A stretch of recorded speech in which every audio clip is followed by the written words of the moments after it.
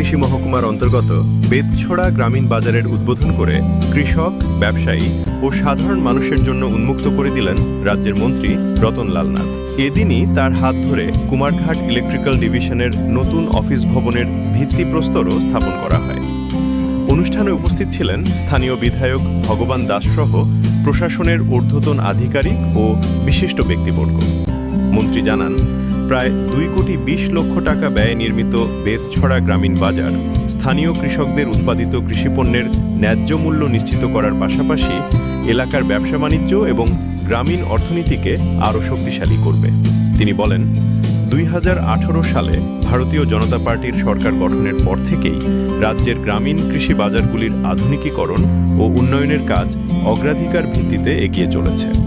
2018-19 থেকে 2025-26 অর্থবর্ষ পর্যন্ত 204টি বাজারের উন্নয়নের জন্য মোট 461,83,02,000 টাকা বরাদ্দ করা হয়েছে। কৃষক কল্যাণ ও গ্রামীণ উন্নয়নে সরকারের এই অঙ্গীকার আগামী দিনেও অব্যাহত থাকবে বলেও তিনি উল্লেখ করেন। অপরদিকে কুমারঘাট ইলেকট্রিক্যাল ডিভিশনের নতুন অফিস ভবনের ভিত্তিপ্রস্তর স্থাপন অনুষ্ঠানে মন্ত্রী বলেন, প্রায় 5,97,00,000 টাকা ব্যয়ে নির্মিত হতে চলা এই আধুনিক ভবন বিদ্যুৎ পরিষেবাকে আরও শক্তিশালী, গতিশীল ও জনবান্ধব করে তুলবে। এর মাধ্যমে সাধারণ মানুষ দ্রুত ও উন্নত মানের পরিষেবা পাবেন বলে তিনি আশা প্রকাশ করেন।